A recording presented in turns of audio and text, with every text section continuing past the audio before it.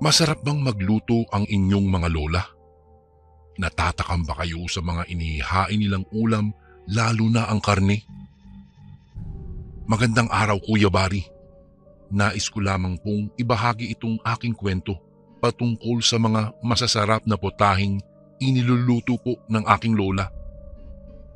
Siya nga po pala, itago niyo na lang po ako sa pangalang Emmanuel. Upang makapagsimula na, naririto na po ang buong kwento. Bata pa lamang po ako ay close na po kami ng aking lola. Itago niyo na lang po siya sa pangalang Magda. Dati po siyang OFW sa Saudi. Pinauwi siya pabalik dito sa Pilipinas dahil sakitin daw po roon si lola. Mahal na mahal niya po ako bilang kanyang apo dahil nag-iisang anak lang po ako ni na mama at papa. Madalas po akong binibilhan ni lola ng mga candy o di kaya'y tinapay. Yun po kasi ang paborito ko noong bata pa po ako. Noong tumungtong ako sa edad na 12, iniwan ako ni mama at papa kay lola sapagkat lumuwas sila ng Maynila upang maghanap po ng trabaho. Hindi raw kasi sapat ang kinikita nila mula sa aming taniman. Kaya ayun nga, Kuya Bari, umayag naman ako na manatili sa bahay ni lola at doon ako tumira. Siya nga po pala, taga-Capiz po ang lola ko. Alagang-alaga ako ni Lola Magda at syempre nagpapakabait naman po ako sa kanya. Noong nagsimula na akong matulog sa bahay nila lola, napapansin ko na madalas magising si lola tuwing 3:00 ng madaling araw. Nakatalokbong pa ako ng kumot sa mga oras na iyan pero umuusok na sa kusina kaya lumabas ako. Nakita ko si lola na nagluluto po doon sa kusina. Humakbang ako palapit sa kanya ngunit hindi niya napansin ang aking pagdating. Tumikim ako at saka nagsalita. 3:00 pa lang la, nagluluto ka na. Naku, ang sipag naman talaga ng lola ko. Nagulat si lola nang marinig niyang yaong mga salitang aking tinuran. Hindi niya inaasahan ang bigla kong pagsulpot. Tumingin siya sa akin at saka sumagot. Aba, ay gising ka na pala, apo ko. Abay, hindi ka pa ba antok? Medyo inaantok pa po ako. Naparito lang po ako dahil napansin ko po na parang umuusok na yung kusina. Sagot ko naman sa kanya. Ay, yun ba? Ay naku, mahilig talaga akong gumising ng mga ganitong oras, apo. Nakasanayan ko na kasi ito. Wika ni lola habang pinapaypay niya ang apoy. Gawa lamang po sa kawayan ang kusina ni lola, Kuya Bari. At kahoy lang ang ginagamit niya sa pagluluto. Ngunit nag-e-enjoy naman si lola sa pagpapaypay. Ano po ba yung niluluto mo, lola? Tanong ko sa kanya. Tumigil siya sa pagpaypay at saka tumingin sa akin. Ito ba? Nagluluto ako ng ulam para sa agahan natin, apo. Sagot niya sa akin at kaagad naman akong tumango. Wow naman, siguro masarap po yung niluluto mo, lola. Wika ko naman sa kanya. Abay, siyempre naman, apo. O siya, sige, matulog ka na muna roon. At parang inaantok ka pa kasi. Gigisingin na lang kita mamaya kapag luto na ito. Sabi ni lola sa akin. Kuya Bari, tama naman si lola. Inaantok pa nga ako noong mga sandaling iyon. Kaya nagpaalam na ako sa kanya at bumalik na ako sa pagtulog. Muli po akong humiga hanggang sa muli akong makatulog. Mahimbing na mahimbing ang aking tulog. Nagising na lang ako dahil sa tilaok ng manok. Napabalikwas ako sa aking higaan. Pumapasok na kasi sa bintana ang sinag ng araw. Signos na umaga na talaga. Bumangon na ako saka inayos ang aking higaan. Pagkatapos noon ay lumabas na ako at tumungo sa kusina. Nadatnan ko si Lola Magda na naghahain na ng pagkain sa lamesa. Ay magandang umaga, Lola Magda. Bati ko sa kanya. Tumingin siya sa akin at nagsalita. Ay magandang umaga rin sa iyo, apo ko. Mabuti naman at ika'y gising na. Nakahanda na ang pagkain sa lamesa. Halika na, saktong-sakto ang iyong paggising ah. O siya, maghugas ka na ng iyong kamay at tayo'y kakain na habang mainit pa ang sabaw. Ay, sige po Lola. Ako po yung maghuhugas na muna ng kamay at gutom na rin po ako eh. Wika ako sa kanya, saka hinugasan ko ng maigi ang aking kamay. Pagkalipas lang ng ilang sandali, pumwesto na ako sa harapan ng lamesa. Naku, amoy na amoy ko ang mabango naming ulam na inihain ni Lola Magda. Hindi na ako talaga makapaghintay. Talagang sabik na sabik akong dantakan ang pagkain, kaya sumantok na ako, Kuya Bari. Wow! Ang sarap naman itong sabaw ng karne, Lola Magda. Nakakawala ng gutom talaga. Sambit ko nang matikman ko ang kanyang niluto. Masarap ba talaga? Masarap talaga ang karne ng baboy, apo. Alam mo bang paborito ko ito? Ay, ganun po ba? Nako, sige nga. Dahil paborito mo ang karne ng baboy, paborito ko na rin ito, Lola Magda. Siyempre, gaya-gaya po ako sa lola kong maganda.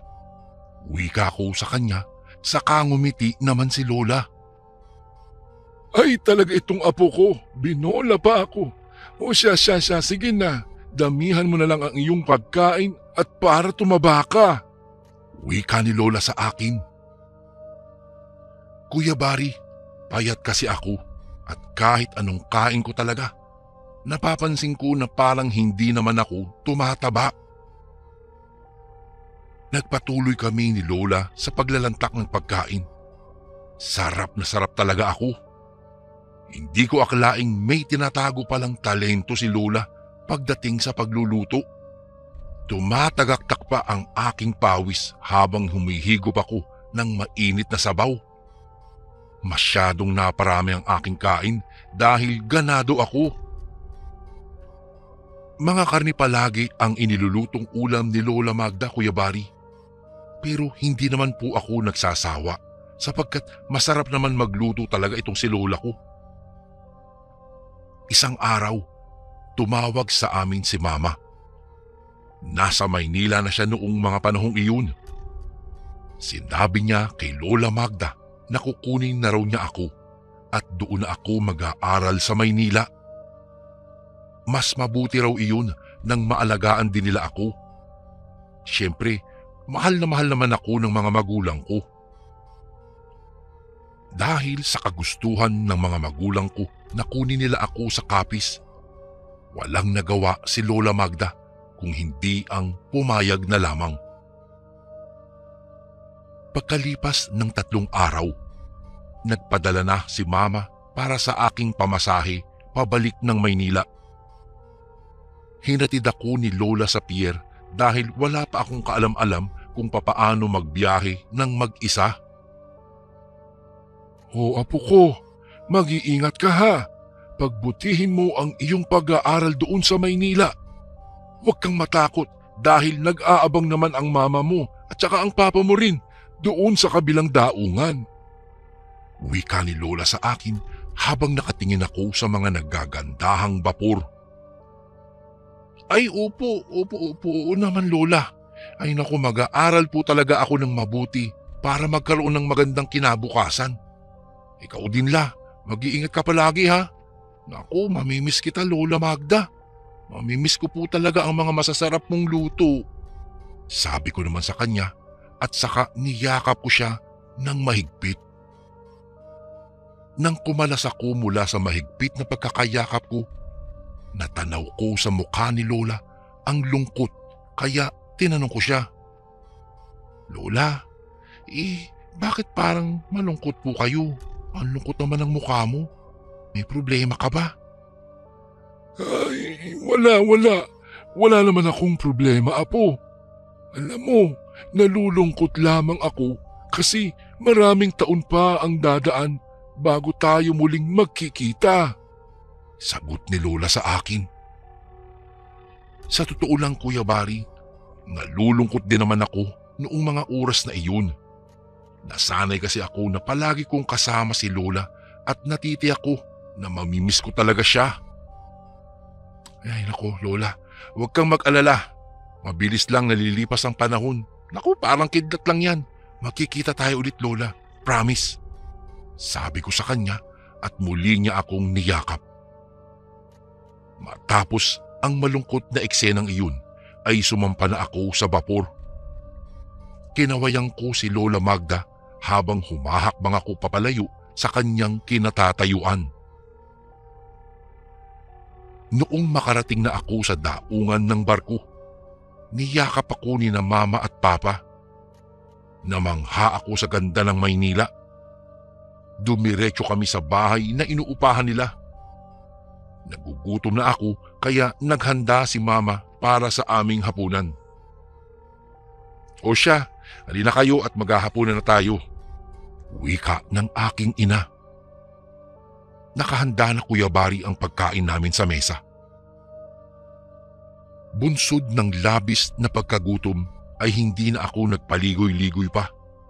Kumuha na ako ng pagkain. "Ma, wag po kayo sanang magagalit, no? Bakit parang iba po ang lasa ng niluto mong ulam?" Pagrereklamo ko kay Mama sapagkat hindi ko nagustuhan ang kanyang sinigang na karne ng baboy. Inakala kong masarap ang kanyang luto, ngunit taliwas sa aking inaasahan. "Ha? Masarap naman, anak, ha?" Wika naman ni Papa habang humihigop ng mainit na sabaw. Halatang sarap na sarap siya sa luto ng aking ina. "Oo nga, anak.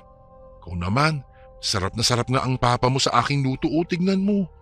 Sagot ni Mama sa akin. "Oo, hindi talaga eh. Pasensya na pero hindi po ako nasasarapan. Iba talaga ang lasa ng luto ni Lola. Masarap na masarap at ganadong-ganado po ako." Wika ko. Pansin ko na parang biglang naging malungkot ang mukha ni Mama, Kuya Bari. Ngunit totoo naman ang sinasabi ko. Hindi ko talaga nagustuhan ang lasa ng kanyang luto. "Ay, ganun ba? Sige ka, kung hindi ka kakain, magugutom ka niyan," sabi ni Mama sa akin habang nakatingin lamang ako sa karne ng baboy. "Ma, tinapay na lang po ang kakainin ko," sagot ko sa kanya at saka umalis na ako sa harap ng aming hapagkainan. Habang patuloy sa paglipas ang mga araw, mas lalo kong namimiss ang luto ni Lola noong nasa Capiz pa po ako. Palaging wala akong ganang kumain sa Maynila dahil hindi ko nagugustuhan ang luto ng aking ina. Madalas itlog na lang ang aking inuulam. Pagkalipas ng ilang buwan, napagdesisyonan ng aking mga magulang na magbakasyon sa Capiz. Namimiss raw nila kasi si Lola. Mahigit 10 buwan din na hindi kami nagkikita. Naku, Kuya Bari, tuwang-tuwa ako sapagkat matitikman ko na naman ang masarap na luto ni Lola Magda. Hindi nga nagtagal, nang makarating kami roon, masarap na pagkain ang sumalubong sa amin sa hapagkainan. "Wow, Lola! Hindi ka pa rin talaga nagbabago. Napakasarap mo pa rin talagang magluto." "Alam mo, Lola, talagang namimiss ko po ang mga luto mo noong nasa Maynila po ako," sambit ko pagkatapos kong humigop ng sabaw ng karne ng baboy. "Aba, siyempre, talent na ito ng lola mo. O sige lang, kumain ka pa. Ayan, ayan, may niluto pa akong dinuguan. Kumain ka lang dyan, sabi ni Lola sa akin.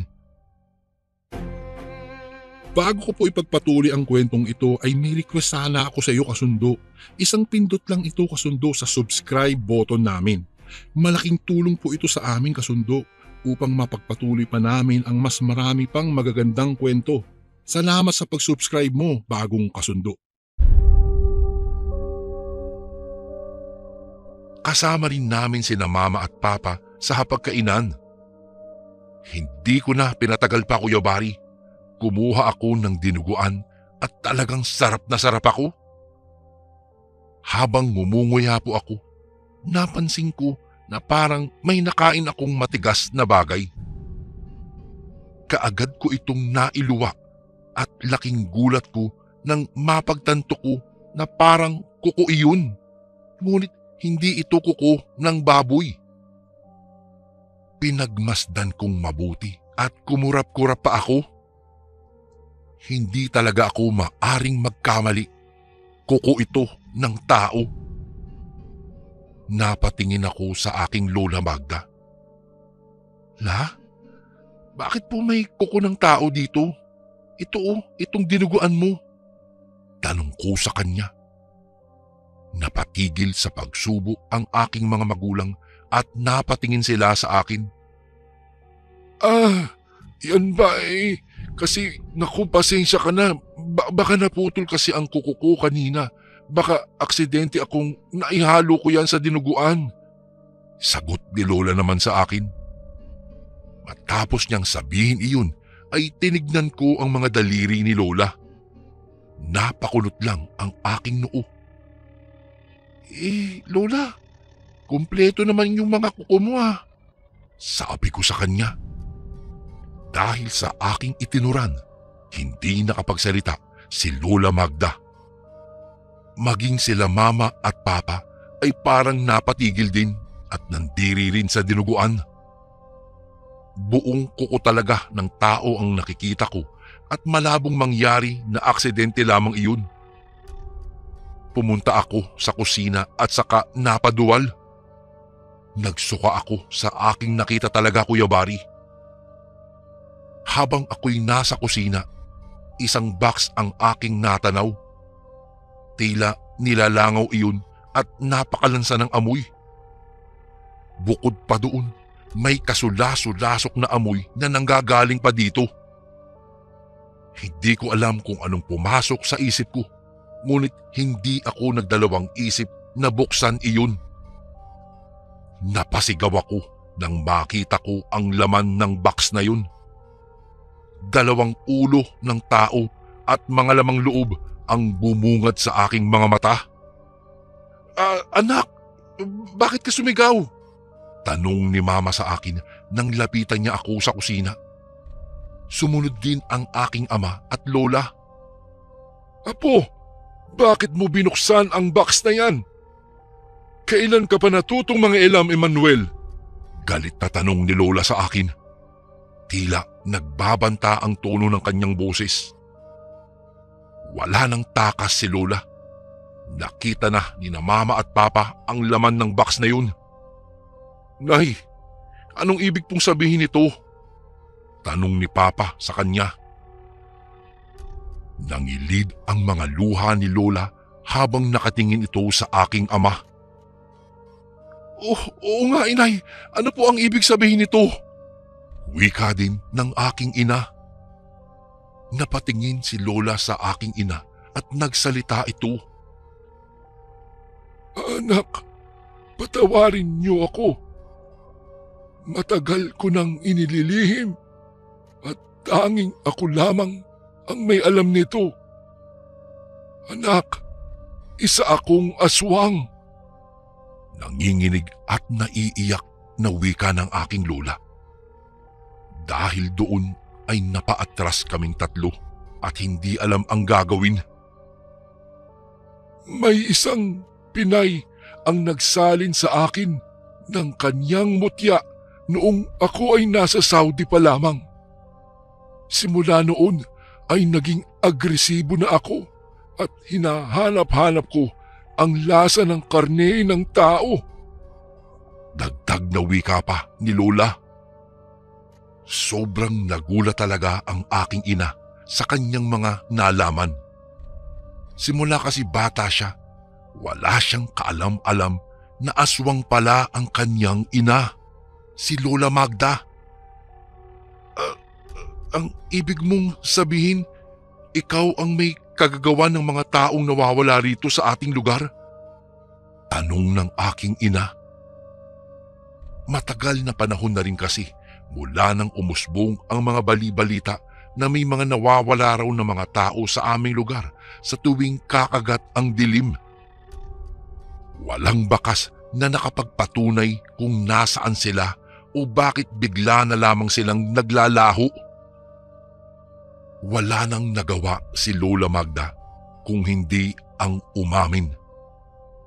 Oo, ako ang pumatay sa mga taong nawawala sa ating lugar dati. Binibiktima ko sila pagkagat ng dilim at ginagawa ko silang ulam. Wika ni Lola Magda.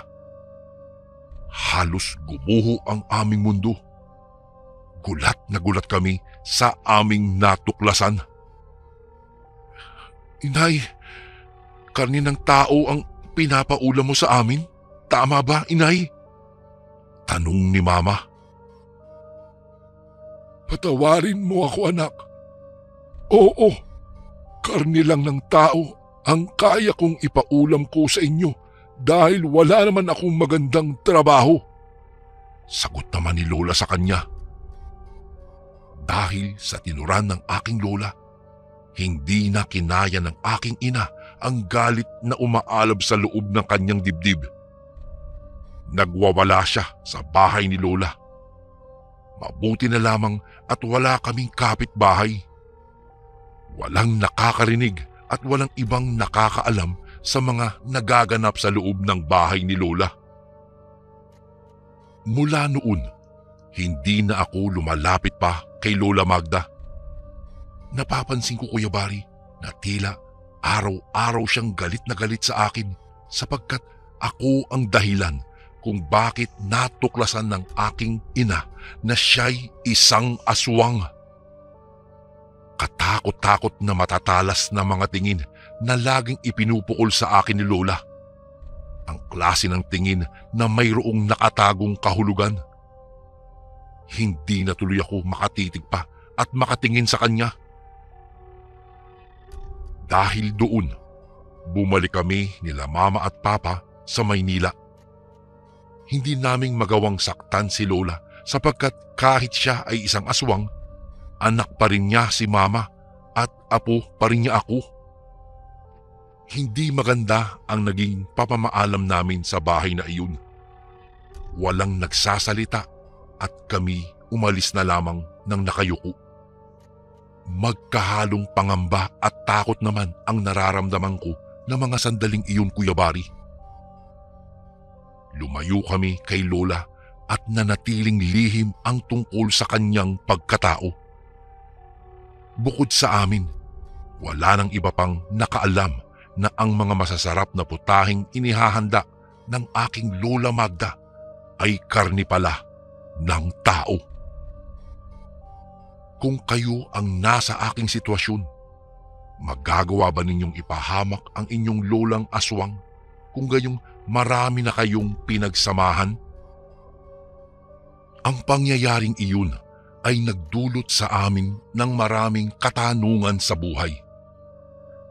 Papaano na yung mga nakain naming karni sa tuwing magluluto ang aking lola? Kami po ba ay nahawaan din katulad ng nangyari sa aking Lola Magda? Kung kaya't dahil gulong-gulo ang aming mga isipan ng mga sandaling iyon, ay sumangguni kami sa isang kakilala na albularyo ng kaibigan ni Mama. Agad naming pinuntahan ang bahay nito. Hindi naman nagtagal at natuntun namin ang kubo nito. Bumungad sa amin ang isang matandang lalaki at parang alam na niya ang aming sadya. Agad kaming pinatuloy at pinaupo sa kanyang upuan. Nagpasuri kami at humingi ng tulong sa albularyong iyon. Gumawa ng orasyon si Kaberting. Siya po yung albularyo. Taimtim itong nagdarasal at may mga lengguwaheng hindi ko po maintindihan ang kanyang binabanggit at ibinubulong habang tangan niya ang isang puting kandila. Matagal ang naging proseso, Kuya Bari, at kami po ay naghintay ng resulta. Lumipas ang mahabang oras. Ibinaba na ni Kaberting ang kandila. Matapos po iyon ay may pinainom sa aming tubig na kulay berde. Tiisin daw namin ang lasa noon. Ininom ng aking ina, maging ako ay pinainom din ni Kaberting. Halos masuka talaga ako dahil sobrang pait po at hindi kaaya-aya po ang lasa at hindi ko po talaga maintindihan ang lasa nun. Ngunit makaraan lang ang ilang sandali, nagsalita na ang albularyo. Ayon kay Kaberting, hindi daw kami hinawahan ng pagiging aswang dahil kinaya daw namin ang likidong ininom namin. Dahil kung kami daw ay nahawahan ng pagiging aswang, mabilis daw naming isusuka ang aming kinain o ininom at kung anumang laman na naninirahan sa sikmura namin. Kung kaya't malinaw na hindi po kami hinawahan ng aking lola. Malamang talagang pagkain kung ituring ang inihanda niya para sa amin. Matapos pong magsalita ng albularyo ay nakahinga kaming tatlo. Nakita ko naman na napaluha ang aking ina dahil alam kong nalulungkot siya para sa aking Lola Magda. Nagpaalam kami sa matanda at kami umuwi na. Lumipas ang maraming taon at hindi na kami muling nagkita pa ng aking Lola Magda. Ngunit makaraan lang ang ilang buwan. Nabalitaan naming pumanaw na si Lola Magda at walang nakakaalam kung ano ang dahilan ng kanyang pagkamatay. Natagpuan daw ang bangkay ni Lola sa isang tricycle. Nakita daw ito ng driver nito na nakaupo sa kanyang sidecar si Lola at hindi na ito humihinga.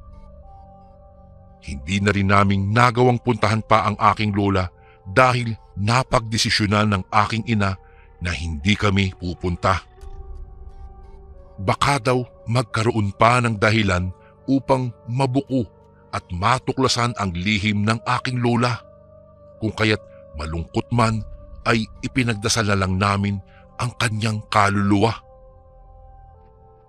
Ito po ang malungkot at nakakatakot kong karanasan sa aking Lola Magda, Kuya Bari. Ngunit kahit ganun pa ang nangyari sa kanya at kahit alam kong isa siyang aswang, ay mataas pa rin po ang respeto ko at pagmamahal ko sa kanya. Hindi ko po malilimutan ang kanyang nagawa at naitulong para sa amin, lalong-lalo na sa akin, Kuya Bari. Nakakalungkot lang dahil magmula nang mangyari iyon, Kuya Bari, ay hindi na ako tumikim pa ng mga sinabawang karne. Maging ang aking ina at ama ay ganun din. Malamang nagkaroon ako ng takot sa pagkain ng karne, Kuya Bari. Nagkatroma yata ako. Kuya Bari, dito ko na po tatapusin ang aking kwento. Isang sikreto ang nabunyag na isa palang aswang ang lola kong nasa kusina. Hanggang dito na lang po ang aking kwento at maraming salamat po sa inyong pakikinig. God bless po sa Ang Sundo Horror Stories and more power po sa inyong channel.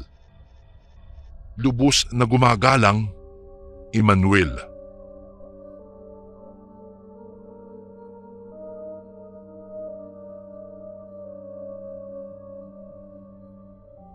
Magandang araw po sa inyo, Kuya Bari, at maging sa mga masusugid na tagapakinig ng inyong YouTube channel. Itago niyo na lang po ako sa pangalang Christina. Buntis po ako noon ng aking panganay na anak nang mangyari sa akin ang isang pangyayaring hindi ko inaasahan na hanggang ngayon ay hindi ko pa rin magawang makalimutan. Maaga po akong nabuntis noon. Nasa edad 18 pa lamang po ako at nag-aaral. Kung kaya't lubos na nagalit noon sa akin ang aking mga magulang nang malaman nila ang kalagayan ko. Kahit sinabi naman po sa kanila ng nobyo ko na pananagutan niya ako, ay hindi pa rin nabawasan ang galit nila sa amin. Kung kaya't napagpasyahan na lang namin noon ng nobyo kong si Ray na magsama na sa iisang bahay upang hindi na kami maging pasanin pa ng aming mga magulang at hindi na rin madagdagan pa ang galit nila sa amin. Lumipat kami noon ng baryo na hindi rin naman kalayuan sa tinitirhan ng aking mga magulang. Doon ay natuto kaming magsarili at tumayo sa sarili naming mga paa. Noong unay naging maayos naman po ang lahat, Kuya Bari. Ngunit habang patuloy na lumalaki ang aking tiyan, ay mas lalo rin akong nahihirapan sa mga bagay-bagay. Lalo na't iyon ang unang beses na nabuntis ako at wala pa akong masyadong alam sa mga dapat kong gawin. Isang hapon, abala ako noon sa pagwawalis sa aming bakuran dahil wala rin man akong ibang magawa sa bahay. Wala rin noon si Ray dahil nasa trabaho pa ito ng mga oras na iyon, Kuya Bari. Habang abala ako sa pagwawalis ay may nakita akong isang matandang babae na titig po sa akin. Napahinto ako sa aking ginagawa at akang nilapitan siya, sabay tanong kung anong ginagawa niya roon at kung may kailangan ba siya. Ngunit sa halip na sumagot ito ay ngumiti lamang siya sa akin, sabay tingin sa aking tiyan. Gustuhin ko mang siyang tanungin noon ay mas naunahan na ako ng aking hiya. Kung kaya't minabuti ko na lamang ipagsawalang bahala ang mga kakaibang napapansin ko sa matanda. Lumipas ang mga sumunod na araw na palagi ko pa rin siyang nakikita na nakatanaw sa aming bakuran, lalo na kapag naroroon ako. Nagsimula na tuloy akong kabahan noon dahil pakiramdam ko ay tila minamanmanan niya ang bawat kilos ko. Subalit nang sabihin niya sa akin isang araw, siya'y isang kumadro na pala, ay nakampante naman ang loob ko. Sa katunayan ay binigyan niya pa ako ng gamot na nasa isang maliit na botelya at sinabing inumin ko raw iyon tuwing gabi dahil pampalakas daw iyon sa kapit ng bata sa aking sinapupunan. Dahil unang tingin pa lang daw niya sa akin ay ramdam niyang hindi masyadong nakakapit ang batang dinadala ko, kung kaya't maaari daw ito makakuha sa akin ng mga masasamang elemento kapag hindi ko ininom ang gamot na kanyang ibinigay. Bagamat hindi ako sigurado sa kanyang mga sinabi, ay pinili ko pa rin sundin ang kanyang mga ipinayo. Ininom ko po ang gamot na kanyang ibinigay at sa hindi malamang dahilan, matapos kong mainom iyon ay agad akong nakaramdam ng kakaiba. Nanakit ng sobra-sobra ang aking tiyan noon at halos panawa na ako ng bait nang makita kong nilabasan ako ng napakaraming dugo. Hindi ko na alam kung ano ang gagawin ko ng mga sandaling iyon, Kuya Bari. Malayo pa man din sa lugar na iyon ang hospital, kung kaya't tanging sa mga magagaling na albularyo na lamang ako dinala ng nobyo kong si Ray upang patignan. Wala akong magawa noon kung hindi ang umiyak na lang ng umiyak nang sabihin niya sa aking wala na raw ang anak ko. Ayon pa sa albularyo ay nakunan daw ako dahil sa gamot na aking ininom. Natigilan naman ako sa sinabi niyang iyon at gulat na napatingin sa kanya. Paano pong nangyari yun? Pampalakas daw ng kapit ng bata ang laman ng gamot na ininom ko. Depensa ko naman dito dahil hindi naman ako naniniwala sa kanyang mga sinabi. Walang gamot na naiinom bilang pampalakas ng kapit ng bata sa sinapupunan, iha. Muli akong natigilan sa kanyang mga sinabi at nagkatinginan pa kami ni Ray. Maya-maya pa'y hiningi ng albularyo sa akin ang bote ng gamot na ininom ko. Binuksan niya iyon at inamoy-amoy bago napatitig sa akin ng seryoso. "Sino ang nagbigay sa iyo ng gamot na ito?" tanong niya sa akin. Yung komadrona po," sagot ko naman sa kanya. Hindi ko naman kasi alam ang pangalan ng matandang iyon. Ang tanging pakilala lang naman niya sa akin ay isa raw siyang komadrona sa lugar na iyon. "Ano? Komadrona ba ka mo? Sinong komadrona ang tinutukoy mo?" "Ay, sa pagkakaalam ko'y walang ibang komadrona pa sa lugar na ito bukod sa aking asawa na matagal nang namayapa." Matapos sabihin ng albularyo ang mga katagang iyon ay nakaramdam po ako ng takot. Kinabahan ako ng sobra at hindi rin maiwasan ang pagpintig ng mabilis ng aking puso. Kung ganoon, sino nga ba talaga ang matandang iyon? "Ramdam ko na hindi lamang basta isang ordinaryong nilalang ang nagbigay sa iyo nito dahil ginusto niyang mawala ang anak ninyo." Seryosong dagdag pa ng albularyo habang nagpapalit-palit ng tingin sa amin ni Ray. "Kaya naman ay hindi ka dapat basta-basta nagtitiwala, iha, dahil lubhang mapanling lang ang mga aswang. Kaya nilang mag-anyong tao gaya natin upang hindi sila makilala at makapambiktima sila ng mga inosenteng tao." Mahabang tugon niya sa amin. Ilang sandali pa ay may kinuha siyang panibagong botelya na may lamang langis at ibinigay niya iyon sa akin. "Oh, eto iha. Sagrado ang langis na iyan. Gamitin mo yan bilang proteksyon ninyo sa mga masasamang nilalang. Sa tulong niyan ay malalaman mo kung may aswang na nakapaligid sa iyo dahil kukulo at iinit ang laman nito. Iyon ang magsisilbing paalala na kailangan mong mag-ingat." Mahabang paliwanag ng albularyo sa akin at nagbigay rin siya ng iba pang mga pangontra at panlaban sa aswang, sakali man daw na may makaharap kami nito. Napatango naman ako sa kanya at nagpasalamat kami ng sobra-sobra sa lahat ng tulong na kanyang ginawa. Hindi naging madali para sa amin ni Ray, lalong-lalo na sa akin na tanggaping wala na ang panganay naming anak. Bago ko po ipagpatuloy ang kwentong ito ay may request sana ako sa iyo kasundo. Isang pindot lang ito kasundo sa subscribe button namin. Malaking tulong po ito sa amin kasundo upang mapagpatuloy pa namin ang mas marami pang magagandang kwento. Salamat sa pag-subscribe mo, bagong kasundo.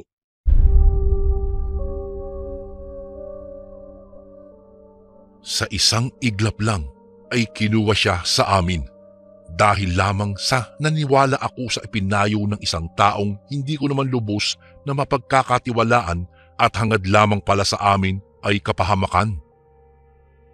Ganoon pa man po, Kuya Barry, ay ipinagpatuloy ko pa rin ang buhay.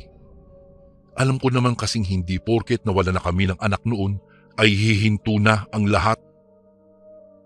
Alam ko rin kung nasaan man ngayon ang anak namin ay hindi niya rin gugustuhin makitang nagdudusa ang kanyang mga magulang dahil lamang sa kanyang pagkawala. Hindi nagtagal ay muli po kaming biniyayaan ng isa pang anak ni Ray. Sa pagkakataong iyon ay ginawa ko na ang lahat ng pag-iingat na dapat kong gawin upang hindi na mangyari sa kanya ang nangyari sa unang sanggol na dinala ko sa aking sinapupunan. Kaya naman nadala na ako sa pangyayaring iyon at hindi na muling nagtiwala pa at sumunod sa mga sabi-sabi ng mga taong hindi ko naman lubos kakilala. Naging maayos naman ang pagbubuntis ko sa pangalawang pagkakataon, Kuya Barry. Ngunit nang umabot na ng 5 buwan ang tiyan ko, ay roon na naman nagsimulang maulit ang mga kababalaghang na aming naranasan. Nariyan iyong bigla na lamang may kakalabog sa aming bubong sa kalagitnaan ng hating gabi at may mga tinig akong naririnig ng tila isang malaking ibon na nagmamatiyag sa labas ng aming bahay. Maging ang sagradong langis na ibinigay sa akin ng albularyo ay nakita kong kumukulo rin ang laman. Sinyales na may aswang nga sa paligid namin.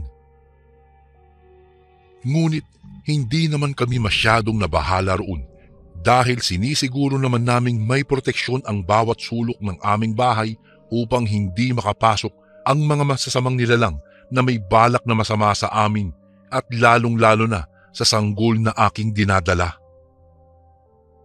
Subalit isang gabi, dala ng labis na antok, ay nakatulog ako kaagad at nakalimutan kong magsaboy ng mga asin at magsabit ng buntot ng pagi sa may pintuan at bintana na naging dahilan upang makapasok ang aswang sa aming bahay. Gulat akong napabangon noon sa aking kama mula sa mahimbing na pagkakatulog nang makarinig ng malakas na pagkalabog at nagulat ako nang makita ang isang nilalang na may maitim na balahibo, mapulang mata, mahahabang kuko at dila na nakapasok na pala sa aming bahay.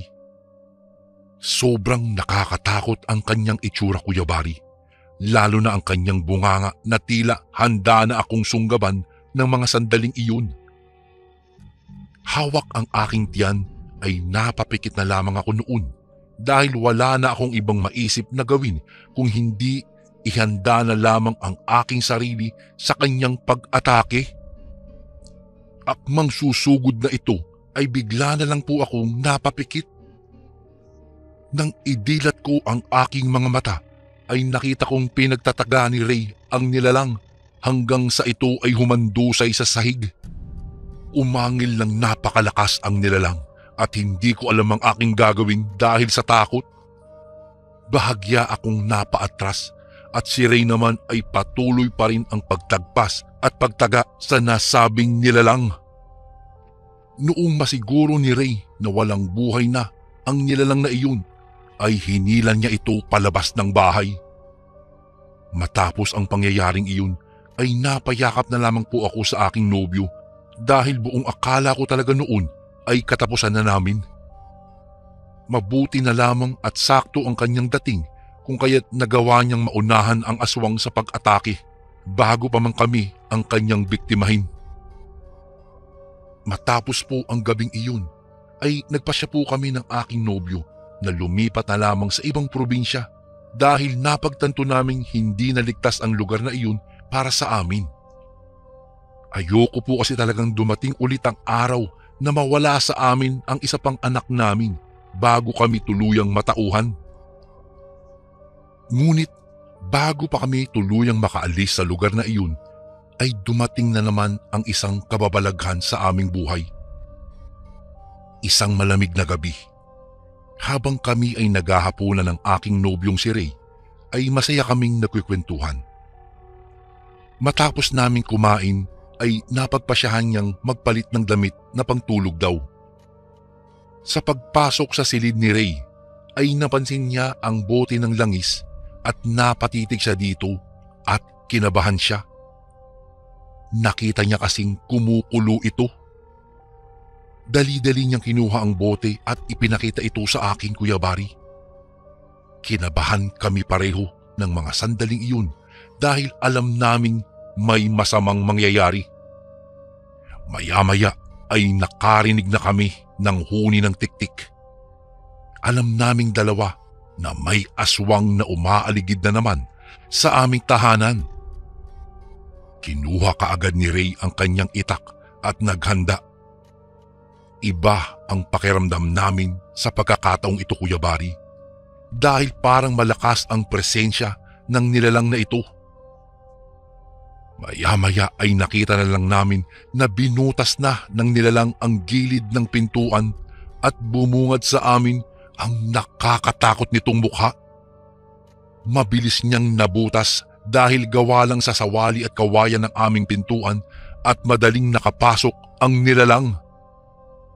Mabilis ko namang kinuha ang garapon ng asin na nasa hapagkainan lamang at walang pagdadalawang isip na isinaboy ko kaagad ito sa aswang dahilan para ito'y mapasigaw at mapaatras. Hindi nagtagal, umangil ito at biglang lumabas ng pintuan. Hinabol naman kaagad ni Ray at mabilis niyang tinaga ito. Napuruhan kaagad ang aswang dahil nagtamo ito ng malalim na sugat sa kanyang leeg. Mabilis na binawian ng buhay ang nasabing nilalang Kuya Bari. Agad naman akong sumunod kay Ray upang alamin ang mga susunod na mangyayari. Nalaki ang aming mga mata nang makilala namin kung sino ang aswang. Kuya Bari, ito yung matandang nagbigay sa akin noon ng gamot na nasa bote. Sa wakas, nabigyan din namin ng katarungan ang pagkamatay ng aming unang anak. Doon ko palang napagtanto na aswang pala ang matandang ito na nagbigay sa akin ng gamot noon. Matapos ang pangyayaring iyon, ibinaon ni Ray sa lupa ang nilalang at nilagyan niya ito ng maraming abo. Hindi kami makapaniwala sa mga kababalaghang nangyayari sa aming buhay. Marahil ay hindi talaga kami para sa lugar na iyon upang manirahan. Hindi ko alam kung malas ba o kung talagang ganun talaga ang tadhana. Kung kaya't itinuloy namin ang aming balak sa pag-alis at lisanin na ang baryong iyon. Sa ngayon po ay masaya na po kaming naninirahan dito sa probinsya ng Bulacan. Naipanganak ko na rin po pala ng ligtas at malusog ang anak namin ni Ray. Nagpapasalamat ako dahil kahit nakunan ako noon sa una naming anak ay nakaligtas naman kami ng aking pangalawang anak sa tiyak na panganib na naghintay sa amin noon sa kamay ng masamang nilalang. Kahit hindi man namin nakita at nakapiling ang aming panganay dahil pinagkaitan siyang makita ang ganda ng mundo, kailanman ay hindi siya mawawala sa isip at puso namin ng aking asawang si Ray. Bagamat hindi namin siya kapiling ngayon, ay patuloy pa rin namin siyang minamahal at mamahalin. Hanggang dito na lang po ang aking kwento, Kuya Bari. Maraming salamat sa oras na iyong nilaan upang ito ay mabasa at maibahagi sa iyong masusugid na tagapakinig. More power po sa Ang Sundo Horror Stories at God bless po sa lahat ng nakinig ngayon. Lubos na gumagalang, Christina.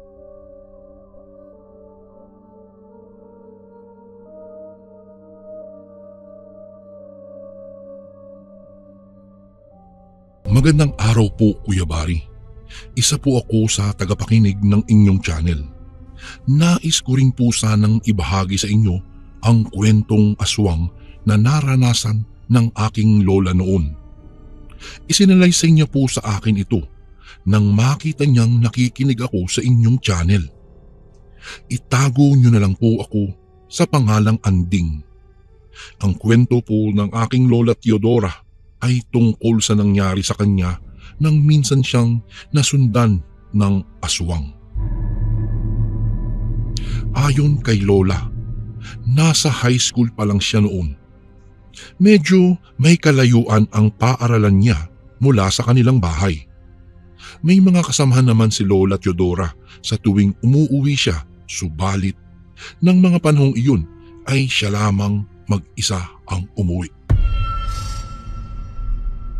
Natsyempo kasi na pinaiwan siya ng kanyang guro para kausapin kung kaya ginabi siya ng uwi. Hindi naman noon takot si Lola sa tuwing umuuwi siya ng gabi. Ilang beses na kasi niyang nararanasan iyon at wala namang nangyayaring hindi maganda sa kanya. Iyon nga po, Kuya Bari. Nung gabi lamang na iyon, nangyari ang bagay na nagbigay ng labis na takot kay Lola. Nang matapos daw siyang kausapin ng kanyang guro, ay kaagad din naman siyang umuwi. Hindi nga lang inaasahan ni Lola na uulan ng malakas, kung kaya naudlot pa ang kanyang paglalakad dahil sa sumilong pa siya at naghintay na tumila ang ulan.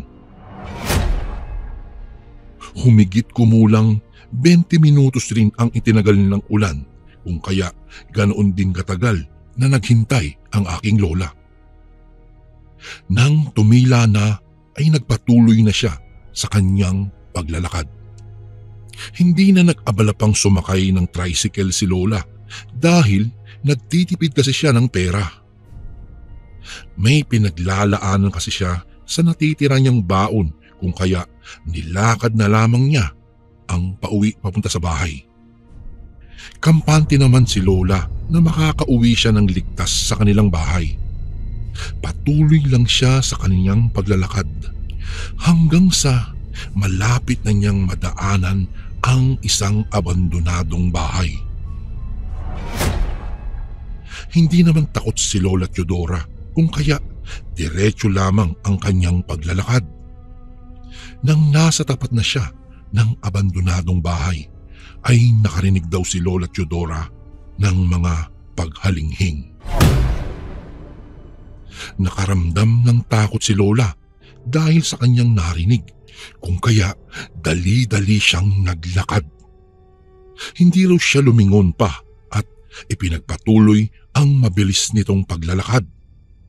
Hindi alam ni Lola pero naiisip niyang na mga oras na yun na kapag liningon pa siya ay may makikita siyang hindi maganda. Ramdam kasi nito na tila may sumusunod sa kanya. Medyo malayo na si Lola sa abandonadong bahay na iyon kung kaya naisipan niyang lumingon. Laking pagsisisi ni Lola na ginawa pa niya ang bagay na iyon. Tama nga ang kutob nito na may sumusunod sa kanya.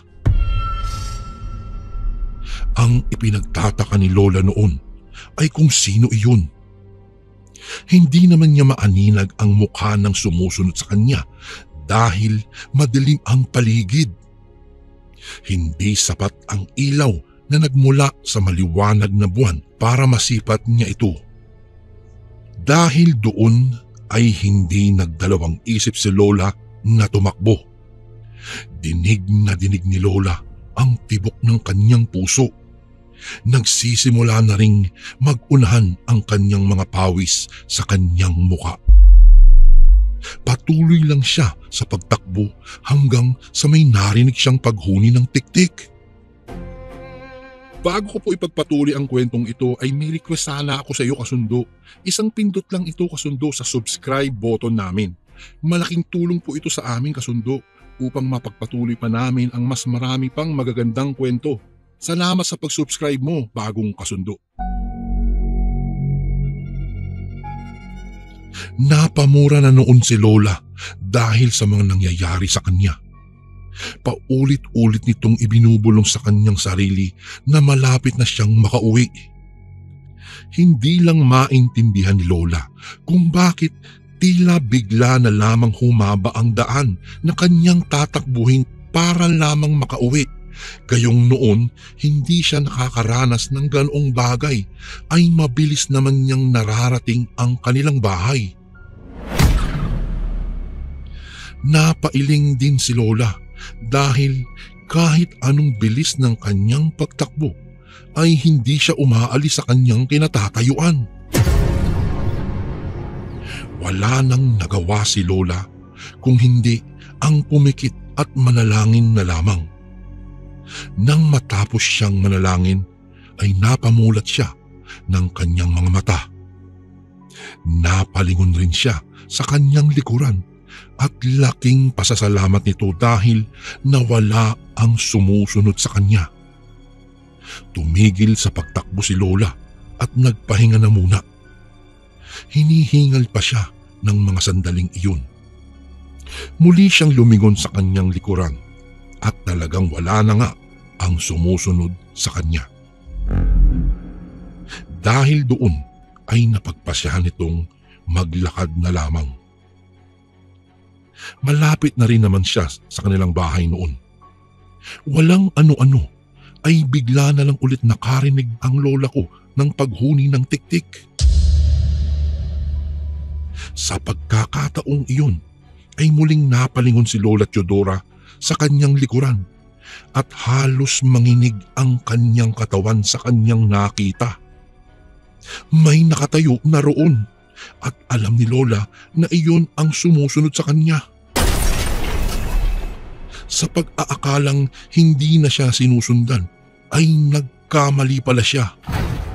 Nagsimula na namang tumakbo si Lola, lalo pa at tumakbo na rin patungo sa direksyon niya ang kung sino mang sumusunod sa kanya. Takbo lang ng takbo si Lola hanggang sa masilayan nito ang kanyang mga magulang na tumatakbo rin patungo sa direksyon niya.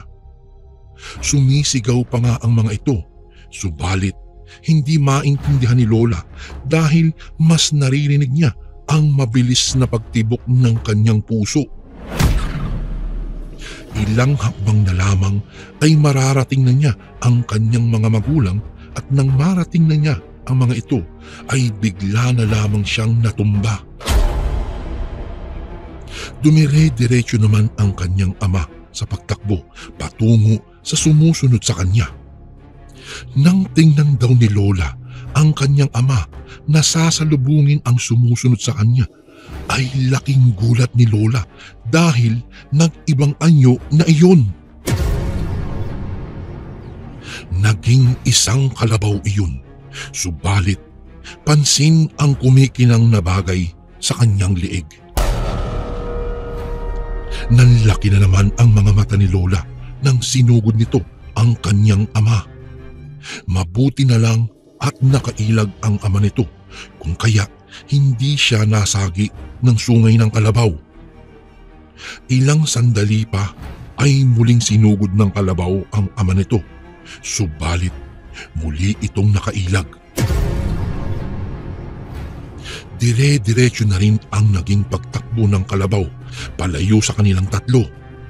Hindi na ito lumingon pa kung kaya hindi na inaksaya ni Lola ang kanyang oras. Tumakbo na rin sila patungo sa kanilang bahay. Nang makarating sila sa kanilang bahay, ay tinanong ng mga magulang niya si Lola kung ano ang nangyari at kung bakit siya ginabi ng uwi. Sinabi naman ni Lola ang dahilan at ikinuwento rin ito sa kanyang mga magulang ang naranasan mula sa abandonadong bahay habang siya ay naglalakad na pauwi. Dahil sa kuryosidad ay napatanong si Lola sa mga magulang nito kung ano nga ba ang nilalang na sumunod sa kanya.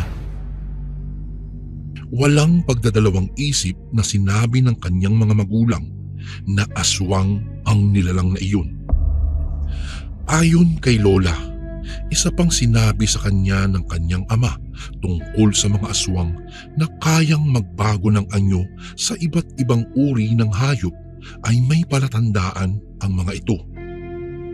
Minsan ay makikita sa kanyang mga paa, subalit kadalasan sa kanilang katawan.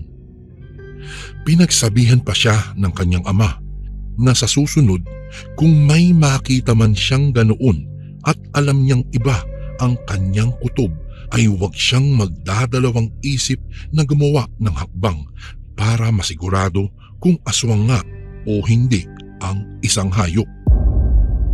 Napatango na lamang si Lola sa sinabi ng kanyang ama sa kanya. Hanggang sa makapag-asawa na nga si Lola at nakabuo na ng sariling pamilya ay hindi niya nalimutan ang sinabi ng kanyang ama sa kanya. Maging sa aming mga apo niya ay hindi niya rin nakaligtaang sabihin iyon. Iyon lamang daw ang kauna-unahang pagkakataon na sinundan si Lola ng aswang sa kanilang bahay. Ilang beses siyang ginabi sa pag-uwi, subalit hindi na naulit iyon. Naisip tuloy ng kanyang mga magulang na marahil ay natsyempohan lamang si Lola ng gabing iyon, ngunit malimit pa rin siyang pinapaalalahanan ng kanyang mga magulang na huwag magpapagabi sa pag-uwi at mag-ingat sa daan kung ayaw niyang maulit na sundan siya ng aswang. Hanggang dito na lamang po ang aking kwento, Kuya Bari. Maraming salamat po at nabasa niyo po ang aking email. Gumagalang, Anding.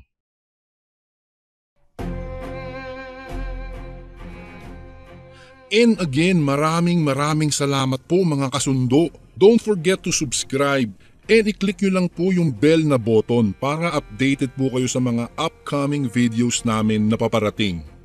Maraming salamat po ulit. God bless and ingat po lagi dyan. Ito po si Kuya Bari at ako ang Sundo.